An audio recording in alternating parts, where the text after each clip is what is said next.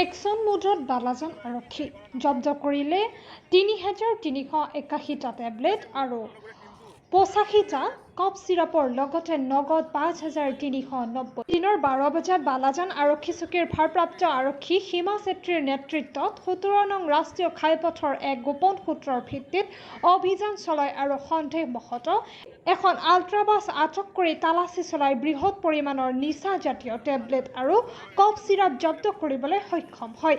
জানিব পৰা মতে কোচবিহাৰৰ পৰা ধুবুৰী অভিমুখে বাছখনত তালাচী চলাই উদ্ধাৰ কৰে ৩,৩৮১টা নিচাজাতীয় টেবলেট, ৮৫টা কফ চিৰাপ আৰু নগদ ৫,৩৯০ টকা। ধৃত যুৱকজন ধুবুৰী বিদ্যাপাৰাৰ বাপন চৰকাৰ।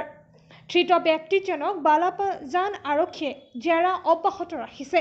গৌৰীপুৰৰ পৰা নিৰঞ্জন প্ৰধানীৰ report, North East Frontier news.